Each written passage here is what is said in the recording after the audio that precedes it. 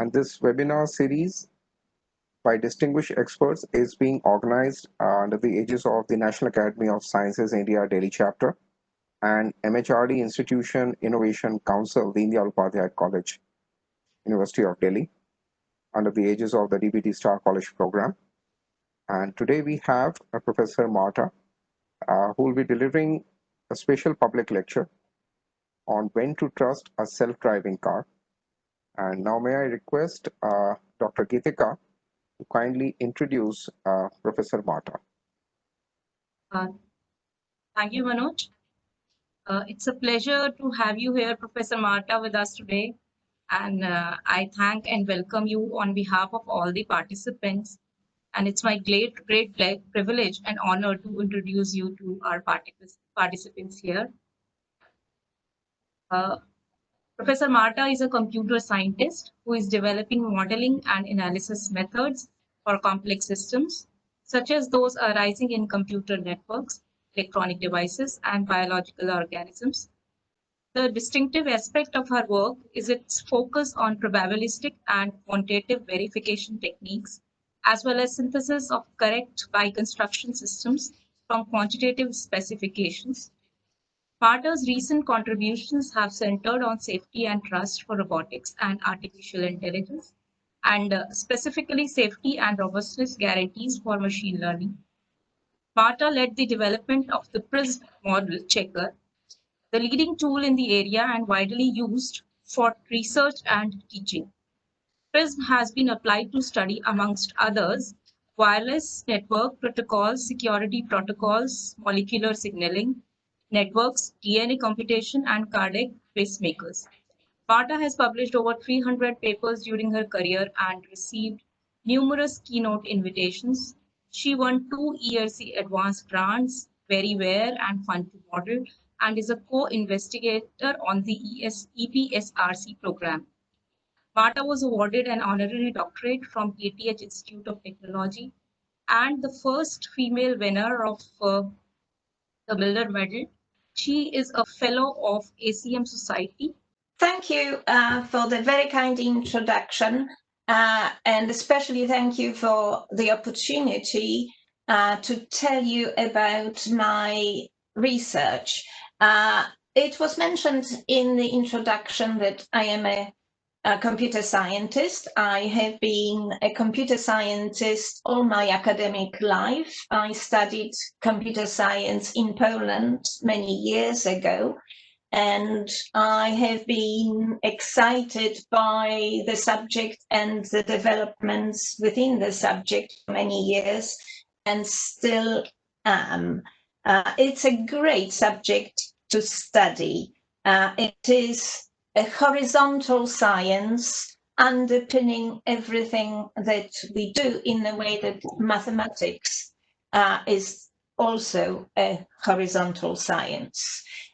So these are, especially these days, these are very exciting times for our discipline. In particular, robots roam everywhere, and they are becoming members of our society. They are taking over from us the tedious tasks, such as watering plants. Perhaps we are not quite there yet, but there is progress. They are also taking over the dangerous tasks, and I'm showing you an example here of motorcycle testing, which is potentially very dangerous and can lead to fatalities. Robots are being introduced as care robots in Japan, for example, to look after the elderly, to look after children. They are really becoming members of our society. Now, you might think that robotics is within engineering, but of course, we must remember that the brains of these robots are computer programs. So computer scientists have also and are still influencing the development of robotics. Now, in another development, because arguably we are reaching the limits of the size of digital technology, computer scientists are looking for alternative computational media. And in particular, I'm showing you an example.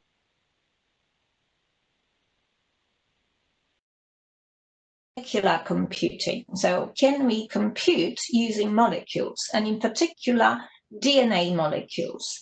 Now, as we know, digital systems work in terms of binary encodings, bits 0 and 1, but these are really high and low level of voltage. Now, with DNA computing, this is a very different process, and in fact, something that The Economist referred to as computing with soup.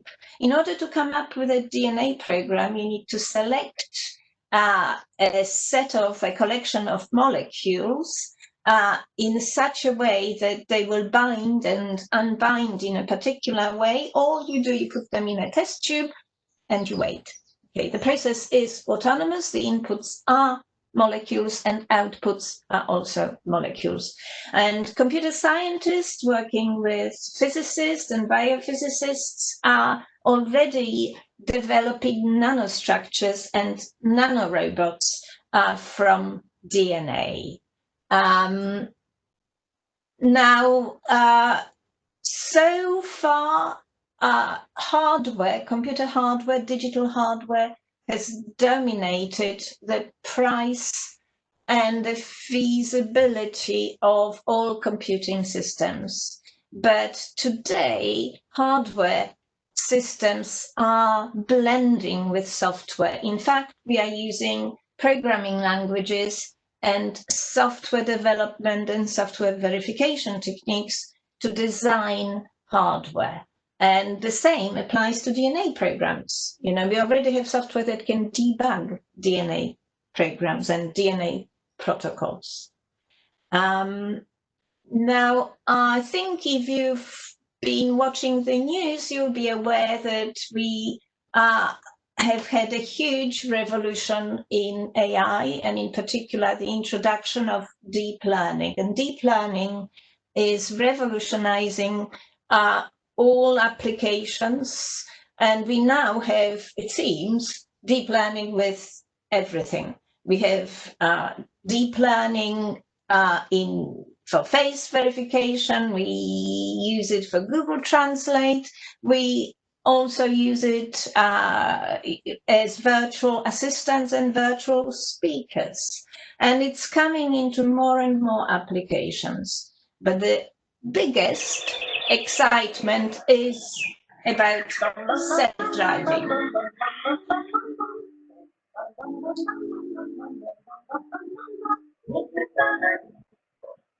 What I'm showing you here is actually not a real example. This is an impression, an artist's impression of what the rush hour would look like. Now, normally when I give this lecture, I tell people that this is a little bit like being in India, and you know, I'm really sorry that I can't experience this myself.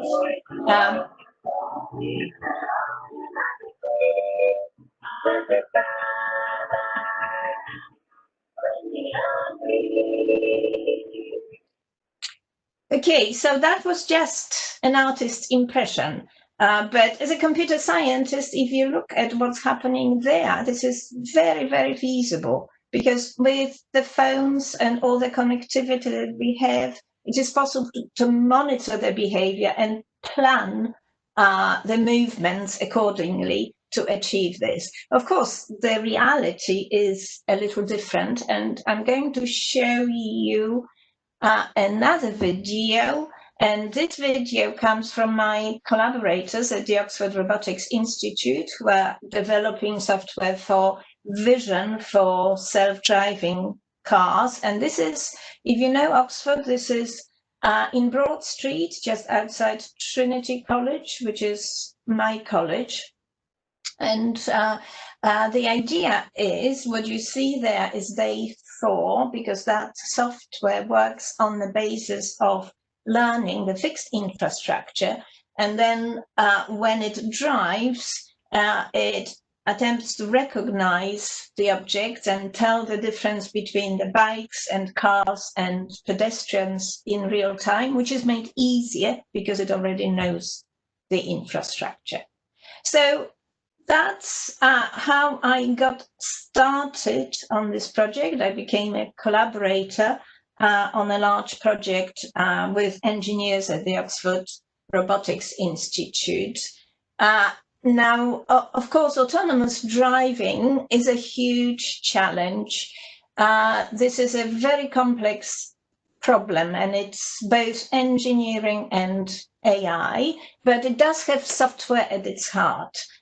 Because even computer vision has to be performed, but also planning, control, prediction, sensor fusion. We have a mix of old, very well established technologies from signal processing, but we are also using new technologies, in particular deep learning, which requires high quality data and a GPU. What you see at the top is a LiDAR image of a street in Oxford, because that technology uses LiDAR.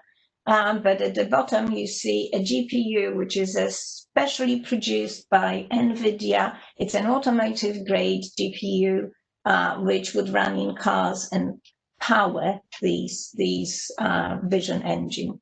There is a lot of great science in there and tremendous progress that has been made so far. But I often ask, would you trust a self-driving car? I mean, I suppose I live in the UK, so I'm thinking in terms of Oxford and perhaps, you know, some other small villages here.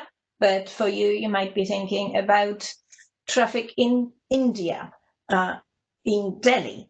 But if you live in the US, for example, you might already be able to sign up. And this is an example of a Waymo. Waymo is a Google offshoot, which is already piloting schemes where families can sign up for self-driving cars. Now, if you are concerned about self-driving, this might be because there have already been fatal accidents that have been caused by self-driving cars, and in particular self-driving cars powered by deep learning. There was a Tesla fatal crash which drove into a concrete barrier, and there was an Uber crash on a test drive which killed a pedestrian. So I don't want to over-focus on accidents, but the point I'm trying to make here is, well, whenever you see a deep learning application, you would also be told that deep learning has amazing accuracy and it often beats human performance. And this accuracy will be given as a percentage number. Quite often they are trained to 99.9% accuracy. But so how is this situation possible if we have 99.9% accuracy? And this is why I have been looking at this problem in particular. Of course, the problem itself is a very complex AI safety problem. Safe self-driving cars are one example, but so are many other applications. For example, AI in healthcare, robotics. I mean, self-driving cars are actually examples of robots. Now, the difference between this scenario and conventional computing systems, internet-enabled scenarios, is that what we have is we have autonomous entities.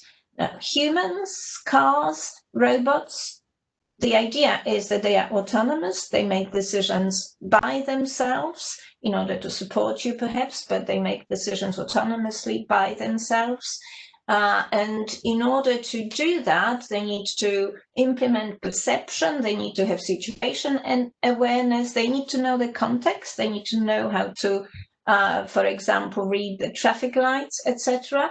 And they will have individual goals, and these goals will sometimes conflict. So we may need to consider also strategic reasoning. And the essential thing that we need to embed in any AI safety is trust. Trust. We have to be able to trust the technology, such as self-driving cars, because these are safety critical systems in a sense that if they go wrong, the outcome can be fatal. And because of that, should failure occur, accountability needs to be established.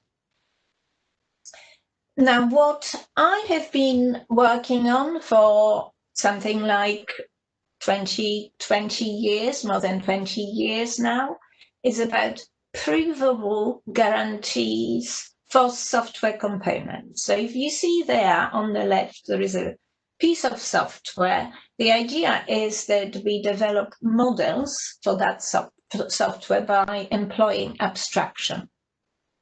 And this abstraction can take the form of a transition system, where sometimes the choices can also be probabilistic. We have a lot of stochasticity around, or they can take the form of automata, automata decorated with additional information, for example, clocks. What you see there in the middle is a timed automaton model. And of course, these days, software components can also be neural networks. So I have been extending the techniques of developing mathematical abstractions towards deep learning. Now, the main objective of these abstractions is then to be able to prove, by a mathematical proof, that that model satisfies the specification. That model is a faithful representation of the software. If you can prove that it satisfies the specification, then you can synthesize, you can actually build a correct by construction model from that specification.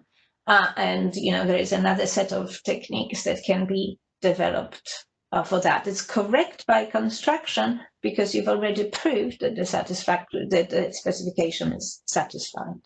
Now, the main focus of my techniques is on developing software, so automated tools, tool chains, and techniques that can actually achieve all this, and for all these types of programs, including neural networks.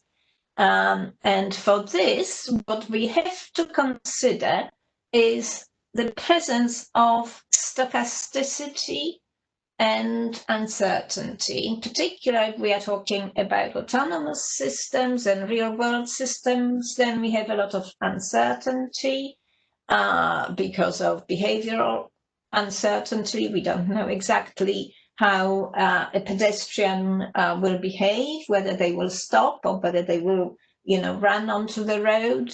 There is also randomization used in distributed systems in order to achieve fast, decentralized, computation. So we cannot ignore probability. And in particular, in my work, I have been taking probability as a first-class citizen. And if you assume that, then what you need to develop is you need to develop quantitative probabilistic guarantees. And in fact, one example here is reliability. Okay, the probability of the car crashing in the next hour is less than 0.0001, because if you have a probabilistic system, you cannot completely rule out a car crash. Your objective is to make sure that the probability of the car crashing is very small. Similarly, you can analyze and kind of provide guarantees for energy usage and various other quantitative measures, which, of course, in I'm going to show you an example in several safety critical systems. Medical computing devices is pretty essential.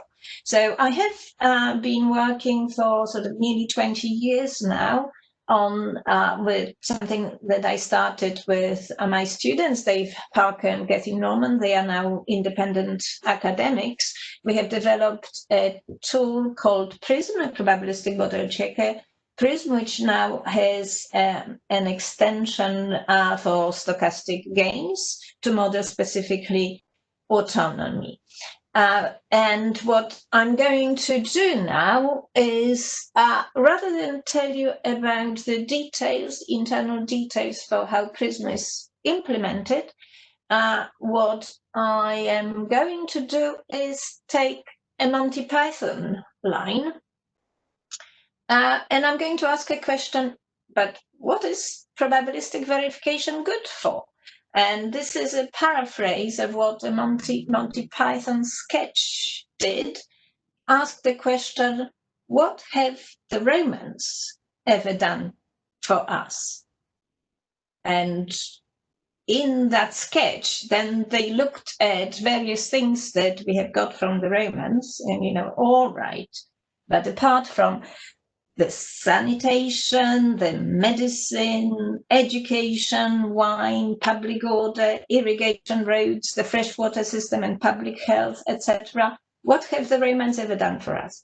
So what I'm going to do, I'm going to show you a few case studies for where probabilistic verification has played a role. Probabilistic verification, I should say, and synthesis have played a role. And I will explain how probabilistic verification helped us to develop better systems or to get better insight.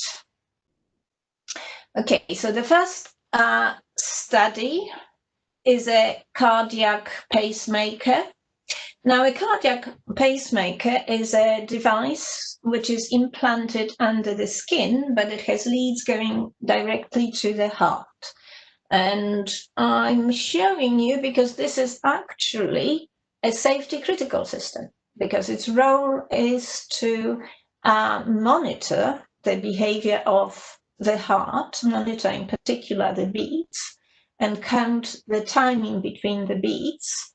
And if the beats are too far apart, it will need to insert an artificial beat. Now, so a pacemaker is in fact a timed automaton, okay, with stochasticity. So it's a kind of a stochastic timed automaton, okay? And it has a guarantee, it has a specification. So the simplest kind of specification is that it needs to maintain between 60 and 100 beats per minute. Now, why am I looking at pacemakers? Pacemakers are actually a very old and well understood technology. When they were introduced, they were designed directly in hardware, in electronic circuits.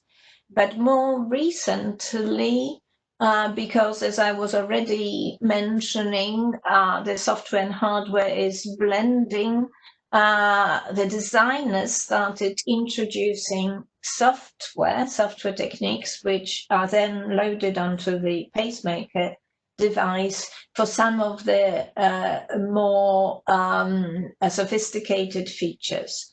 Now, because of that, this has unfortunately led to some flaws, and some of them were fatal flaws in the pacemaker.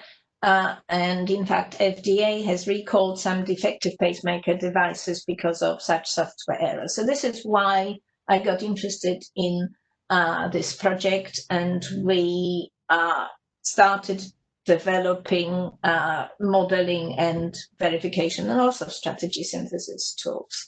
So what does verification for a cardiac pacemaker involve?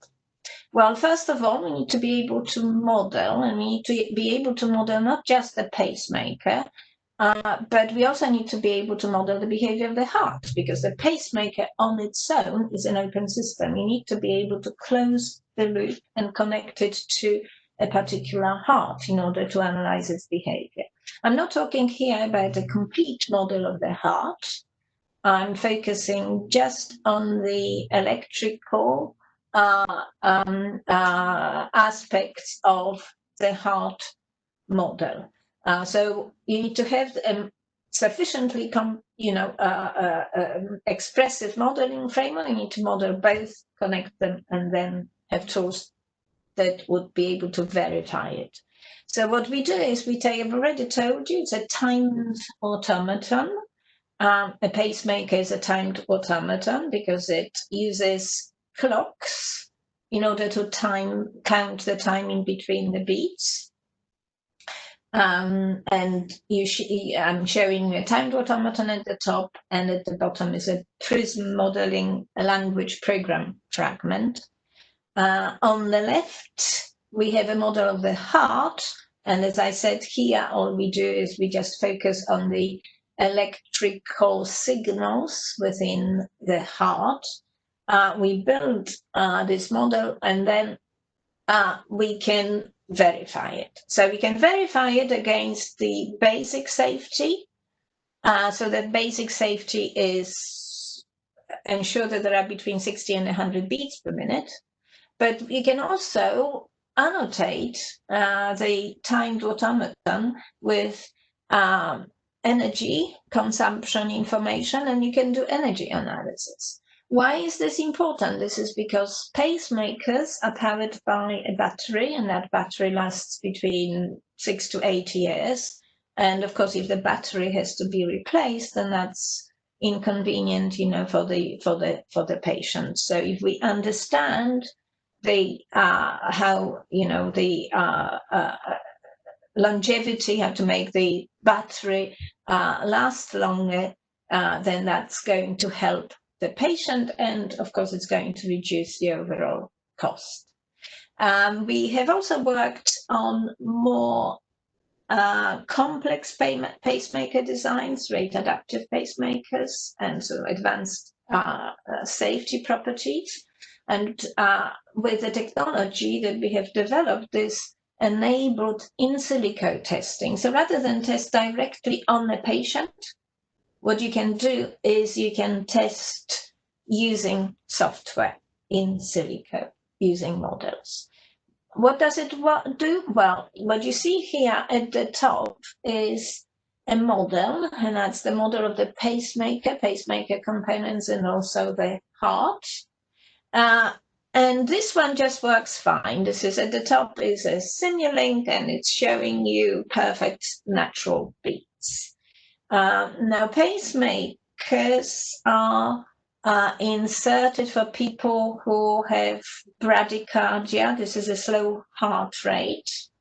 And as you can see here, the heart does not pace sufficiently often, and this can cause, between discomfort, but also can be fatal for patients.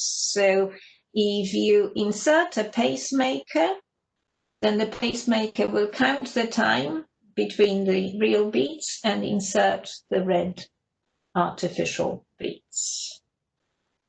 Now, what we were also able to do is to consider synthesizing optimal parameters for a specific patient. So the idea was, if you take a pacemaker, can you then adapt the pacing rate to the patient's ECG? So even though the simple specification of the pacemaker is 60 to 100, which captures, the kind of the average person in the population, in fact, they are all different. Some people have got a faster rate, some people have got a slower rate. So if you adapt the pacing rate to the patient's ECG, you achieve, better results in the patient, and possibly also better results for energy usage. So you could look for properties such as minimize energy usage, or maximize cardiac output, which is a measure for how well a pacemaker works. But of course, these would conflict. Okay, so we also need to be able to explore the trade-offs between these.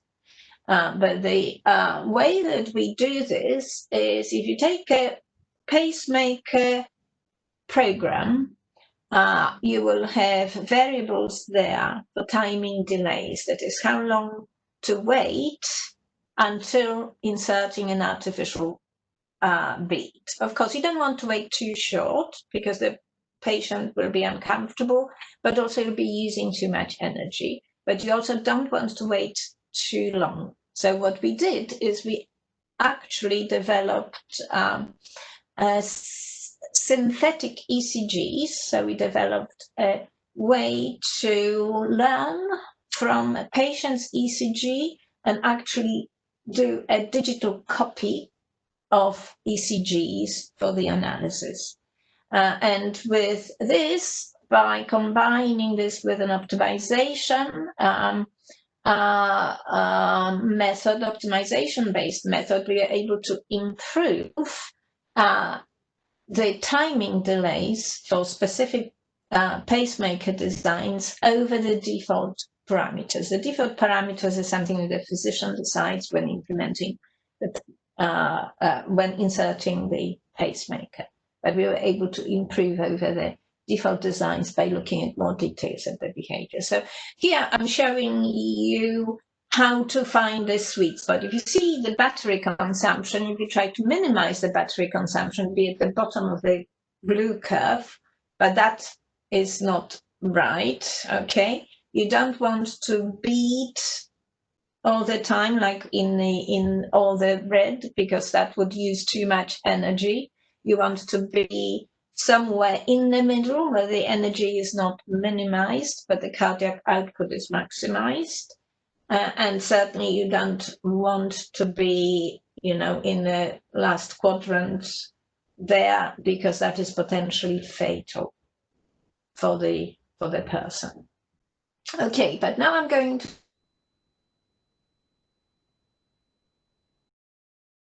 use of these synthetic ECGs. So I've explained that what we did is we developed a technology that would produce a digital copy of ECGs for patients. And then I was talking to a security expert, even Martinovic in my department. And at the time, I learned that there was a company, there's a company called NEMI, which introduced a band, and you see a picture of the band. The idea is that you wear this band, and this band learns your ECG signal, so it stores the ECG signal, and then you wear it. So when you want to gain access to a high security room, it will then compare what it stores with the real ECG, your real ECG. And just talking to this, we realized my colleague, Ivan Martinovic, actually breaks biometric protocols. And we realized that because this NIMI band only worked on single factor authentication, it would probably be possible to break. And in fact, that's what we did. So we used the synthetic ECGs to actually impersonate a user. And we have built a model, and we were able to inject synthetic signals. Now, this is synthetic signals which had to be inserted into the band. So we actually used them, the student used a music synthesizer in order to generate the waveforms.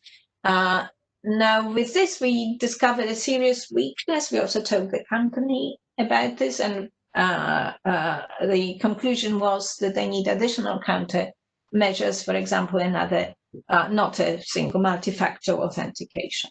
Okay, so in this case, the modeling was essential, even though we reused it from the pacemaker project, and it showed that you can use it to attack Now, this work was then extended beyond biometrics to look at a whole basket of biometric indicators, including ECG, but also considering eye movements, mouse movements, touch screen dynamics, gait, etc. And the idea was, can we, by knowing only one of these, can we predict what the other biometric signals would look like? And in fact, it turns out that it's surprisingly easy to do that. This is just based on an average population, but also adapted by adapting the model to an individual. And this is kind of somewhat scary, and it indicates that there is a lot of correlation between these signals. Scary because, of course, everybody is wearing these fitness trackers which record this information. All this information ends up somewhere in the cloud. Okay, now changing the topic a little bit, I mentioned molecular computing, and in particular DNA computing. And this is one more example that I will give you. What you see in the video is how a tile is made from DNA. The yellow, there is one very long yellow DNA strand, single strand, and there are about 34 blue single DNA strands. Now, they are designed in such a way that they bind in precisely one position of that circular strand. And then when they bind, they form double strands, they pin them and form a surface.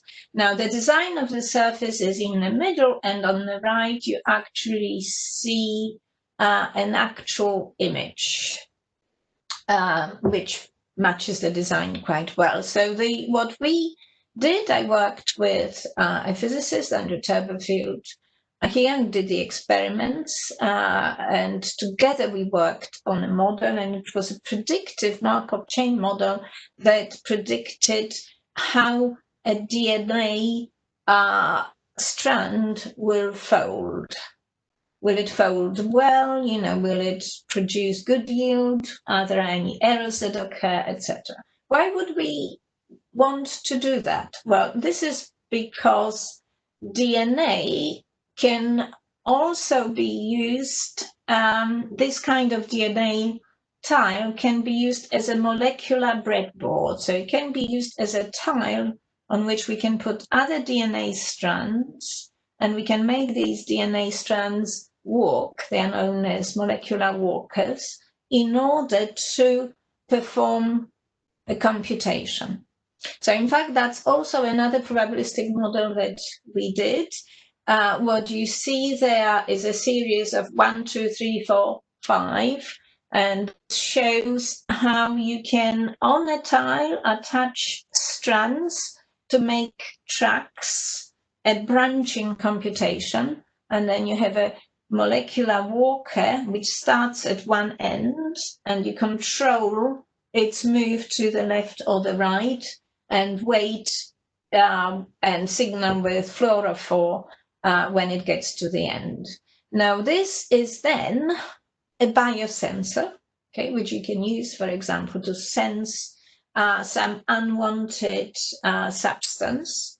And the probabilistic model that we developed analyzed then reliability of these designs in terms of how far you need to space out the molecules in order to achieve a particular guaranteed reliability level. Now, what we did with the probabilistic Markov, predictive Markov chain model, we actually studied what would happen if you have two strands, identical strands, the pink and the green, which you connect together, and two and pairs of the single strands, which would now have to select between two places to bind to. And we used the model to study the binding and folding properties of this. And in fact, we discovered and analyzed how it folds into these particular surfaces. And for this, the prediction was pretty well aligned with experimental results. And we did this for a model that has of the order of 2 to the 76 states, which is an absolutely huge model. We couldn't do verification for this. We could only use Gillespie simulation. Right, so these were just examples of what probabilistic verification can do for us.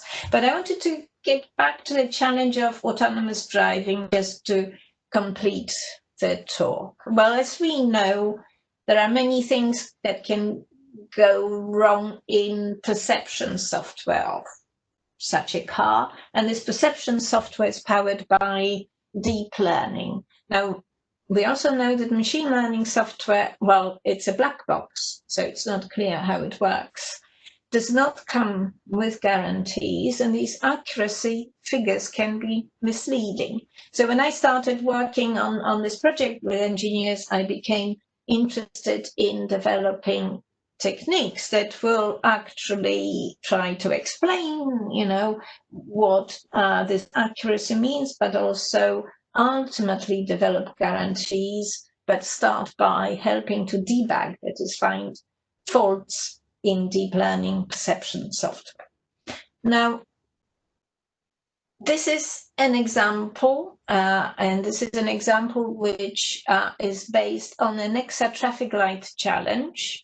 So what you see here is real urban scenes. These are taken with a dashboard camera, and they were classified by a Nexa challenge winning network, and each of those was classified as a red traffic light. So what do you do at the red? You stop.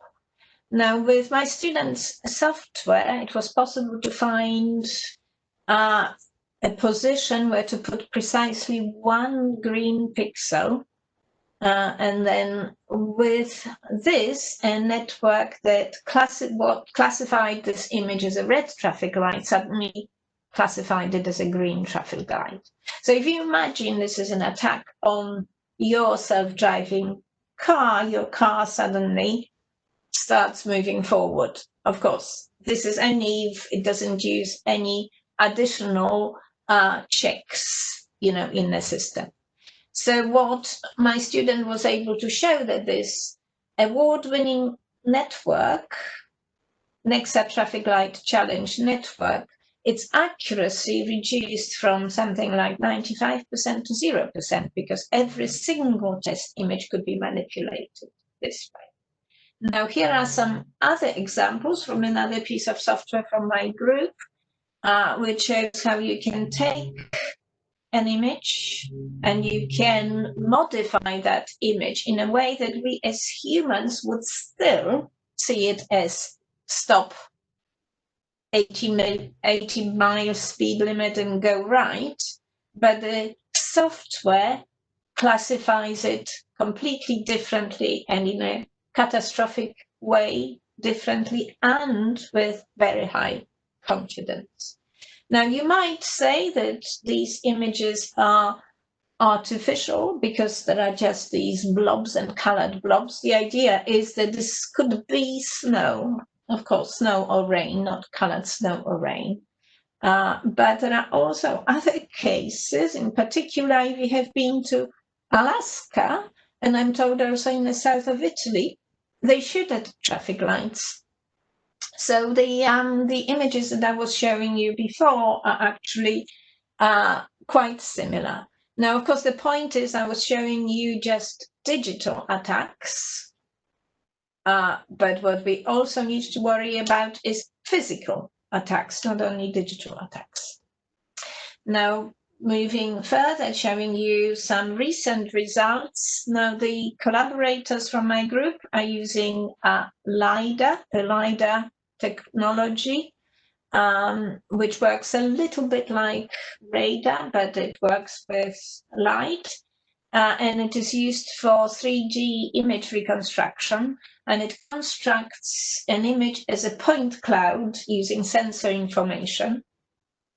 Now, these point clouds that you see there was a paper that said, well, LiDAR technology is safe because if you look on the plot, there are blue dots, and they showed that if you take a point cloud image and manipulate its points at random, occlude, for example, its points at random, then the accuracy drops gracefully. Now, what my student did is notice that it is possible for a point cloud to quickly compute a critical subset of points. A critical subset is a subset that if you remove one, it changes the classification. And then rather than attacking all points at random, just attack the critical set.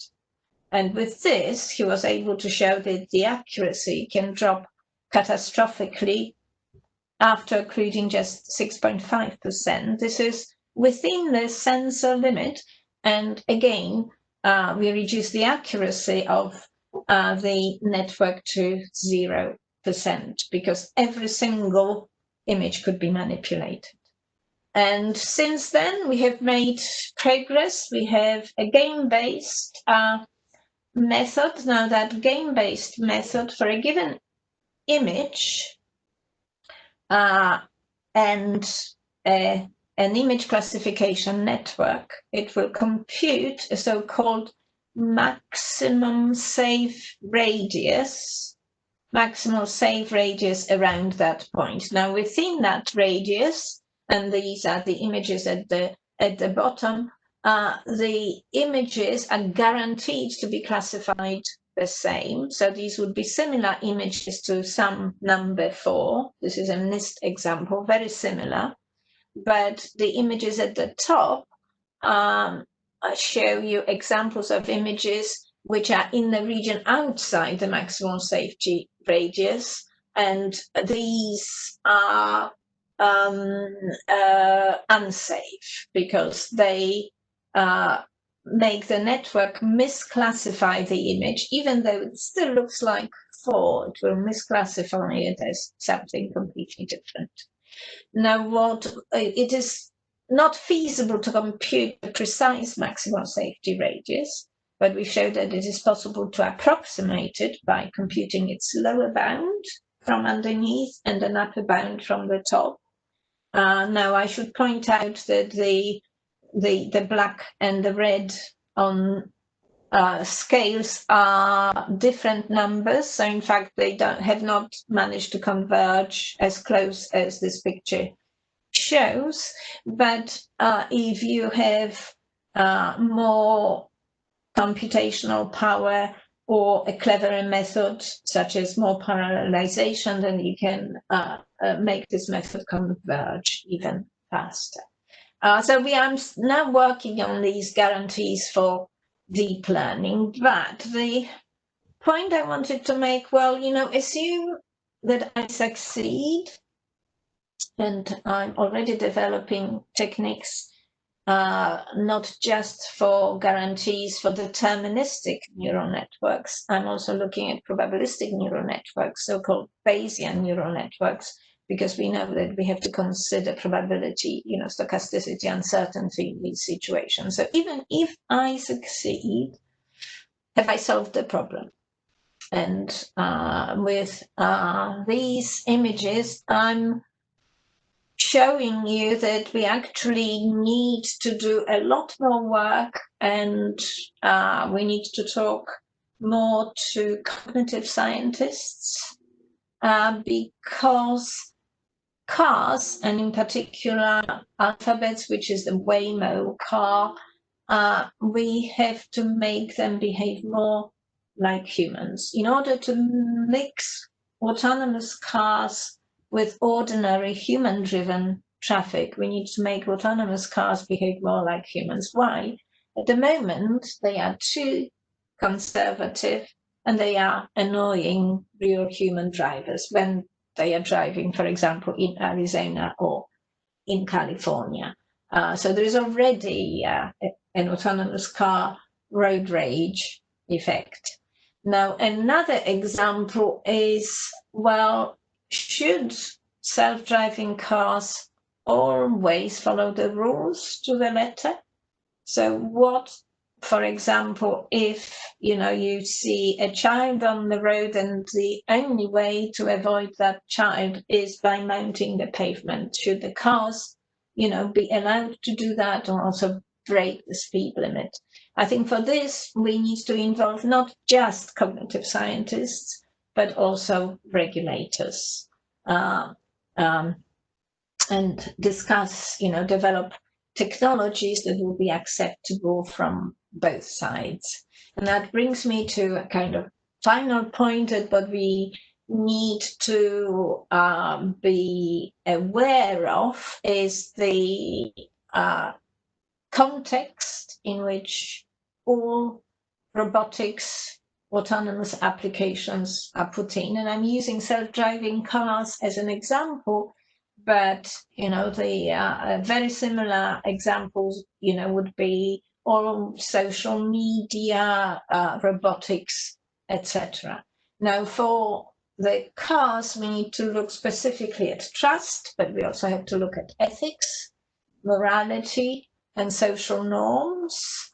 We need to be able to reason about trust and moral decisions. I think these examples of, should the car be allowed to break the speed limit? Okay, this is an ethical decision and it involves conflict resolution, but it will also need accountability. And this is a sub-theme in my work when we are already developing methods for verification of trust, okay, establishing how much, say, a person trusts a robot and vice versa, with the idea that if we understand how humans trust, we will be able to program robots and by extension autonomous cars better. So my concluding remarks, well, I've given you an overview of the specific role that probabilistic modeling and verification and synthesis plays. And, in particular, you've seen that sometimes you verify the correctness, at other times you use the model to attack. In another case, you use the model as a template where you use optimization to fill sort of holes that are variables in that template with optimal values and more. Now, I also wanted to highlight the fact that, including myself, we are all excited about the developments in AI, and there are certainly exciting opportunities both for computer scientists and also for users of these technologies, but we need to know the limits, and in particular we need to know the limits for deep learning and understand them and build more rigorous, stronger technologies to develop it. But even if we achieve that for deep learning, we must not forget about social implications, because overtrust, undertrust in robots is very counterproductive. Overtrust has already led to fatal accidents. For example, the Tesla is linked to overtrust, and undertrust means you build something that would not be used. So there are many challenges, but they are very exciting challenges. And I'm myself looking forward to working on this in my new ESC advanced grant. So thank you for your attention. Thank you very much, Professor Marta. May I request Professor Ajoy Khatak, who's the chairperson of the NASI Delhi chapter, to kindly, now is it possible for you to, Marta, to switch on your video. Okay. Yeah, Right. and I So request now, Professor Gatak also. Yeah. So okay. if you So just stop sharing, yeah, you can stop sharing. yeah. Right. Yeah. So you Oh, must be I see. having, Yeah. yes. Okay. Yeah. Hi. Right. Yeah. That's Hello. great. Okay. Hello. Okay. So I'll just take up. There are 7 to 8 questions. I'll take up one by one. The first one is, how can we make self-driving cars to take moral decisions, especially in situations of moral dilemmas? Yeah, that is a very, very good question. And yes, how do we make moral decisions? I think ultimately, we will need to be transparent, I think, about the decisions that the cars make. And this will need to be reflected either in insurance arrangements, for example. So yes, for us humans, when we learn to drive, we are of course told about the various rules of the roads, including the ethical decisions that we have to make. But the car will come pre-programmed with this, and I think it's very important for the car makers to be transparent about how their cars are programmed. But there is, of course, no perfect answer. I think at some point in the end, this will be reduced to a stochastic outcome. Okay. Just as, Fine. yeah. So what type of microcontrollers we use in self-driving cars? In self-driving cars, the self-driving cars that I'm familiar with, they are using deep learning. And in particular, some of them are running the NVIDIA GPU. So it is a deep learning controller which combines a variety of techniques from computer vision. So what I was showing you, I was showing you examples of software that used a very simple image classification method. In fact, the methods that they are developing now are much more involved. They use a combination of object recognition, etc. And this is combined with planning, probabilistic planning. And much of this is actually run as a deep learning program. Okay. The next one is, does the blood flow in coronary arteries during abnormal heart rhythms is accounted for while simulating pacemakers? So I didn't have time to explain, but the cardiac measure, the cardiac output measure that we have used, it is a proxy measure which indicates how well the heart works. I have to stress it is a proxy measure because in order to measure the blood flow perfectly, you'd actually have to have sensors inside the heart. And we've worked with a technique that was developed by physicians, and it is a proxy. What we have used to optimize, one of the optimization objectives was to maximize the cardiac output, which includes the blood flow, just estimate. Okay. The next one is, does synthetic ECG signals, which are perhaps noise-free, affect in a longer run the blood flow in coronary arteries? Right. Okay. So I think the examples, this may be misleading because the videos that I've showed you, they didn't have any noise, but of course you can add noise to synthetic ECGs. I showed you idealized videos. Okay. What we've also built is we also have a synthetic accelerator signal, and you can build a lot of other signals into this kind of synthetic form. So you can build something that will generate copies of other signal behavior and use that for in silico testing. Okay, in a biometric example, we've used it to break a protocol. Okay. But you can use it for good purposes. You can use it for in silico testing. Okay. I'll take up the next one. If we introduce this pacemaker in a patient who needs it, so what will be the vitality of this pacemaker and how long can the patient survive with this pacemaker?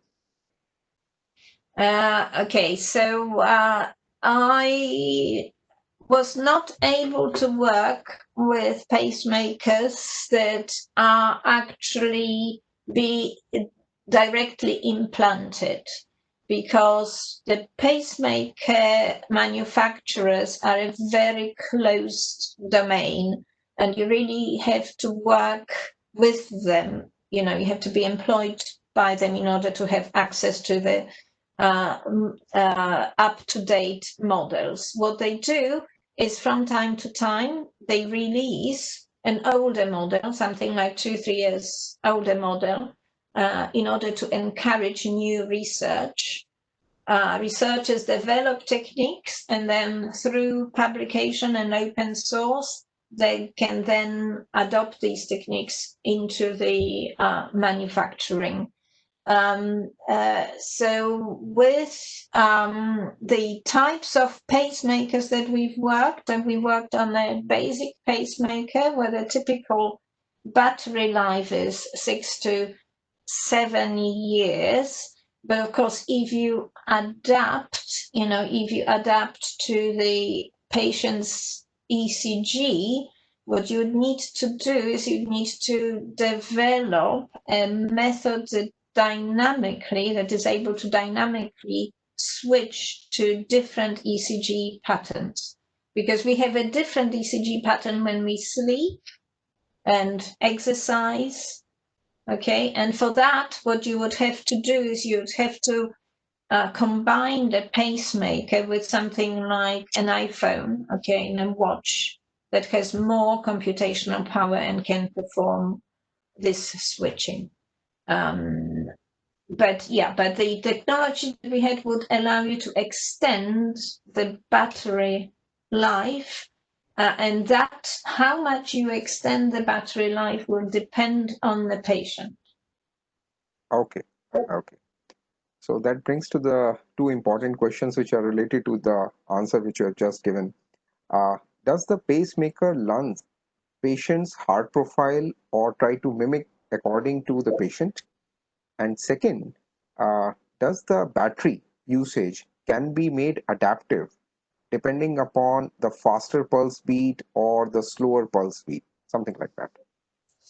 Okay, yes. So for the first answer is we use a learning method. So you have to have good quality ECG data and also record the different settings in which you collect. So there would be a kind of normal setting when you are sitting down, perhaps another one when you are asleep, and another one when you are exercising.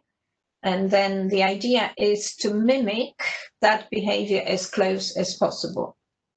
And why? Okay, so this is because of the application. For in silico testing, you want to be able to reproduce the signals in a way that's as close as possible to the real patient, and the same, for attacks.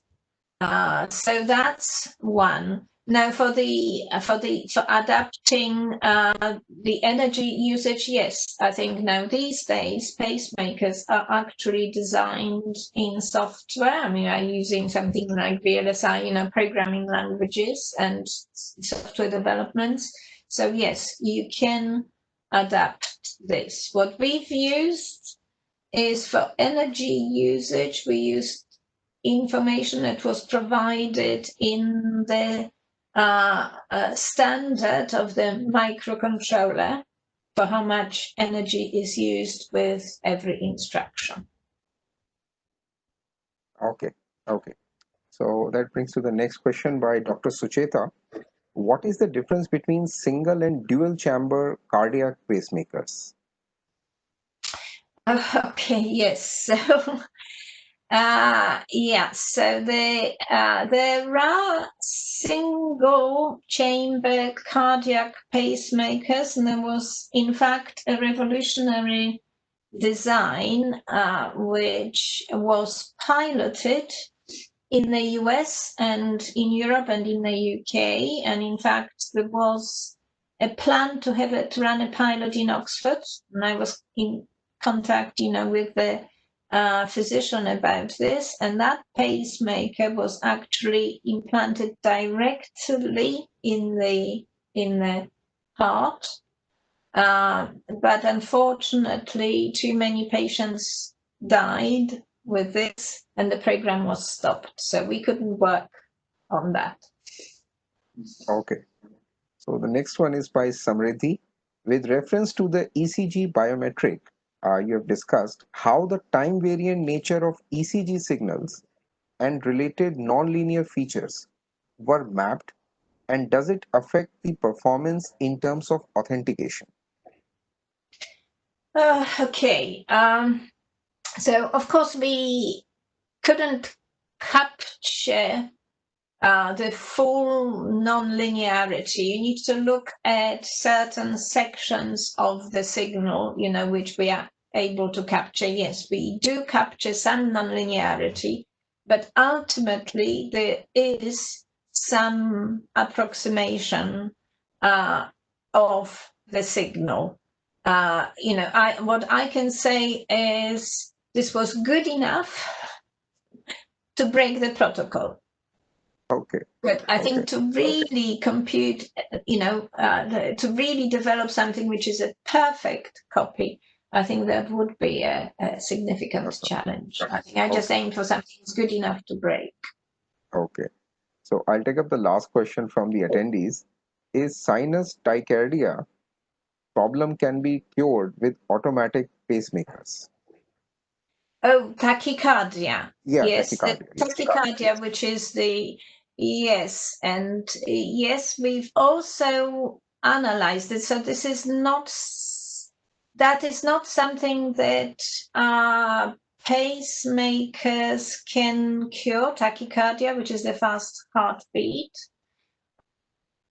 There is a behavior of a pacemaker, an ordinary pacemaker, which can sometimes lead to the loop and then increase in this. And we actually studied this to identify whether this can happen or not.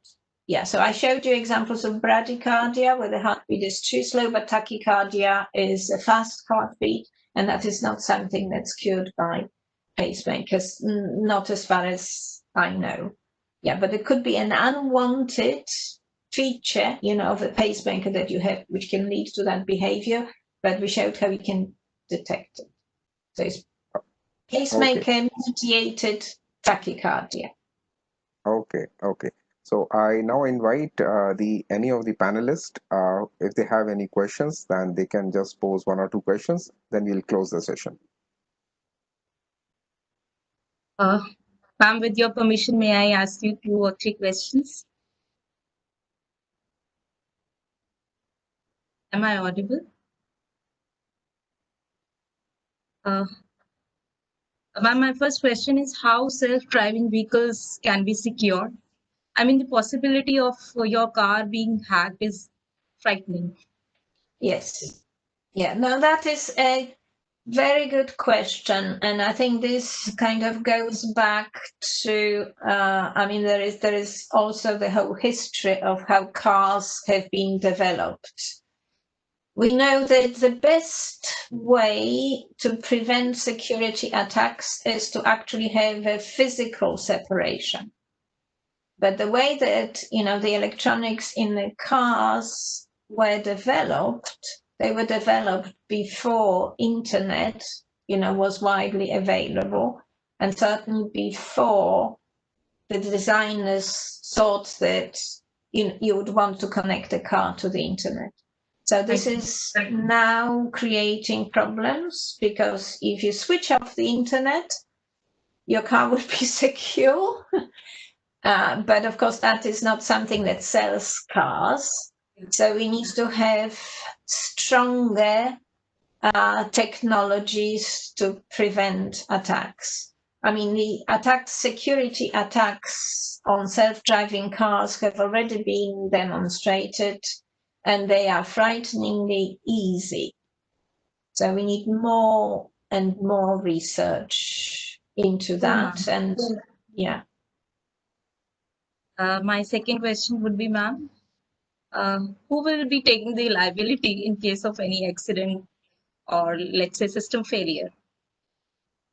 Yeah, so this is, another very good question.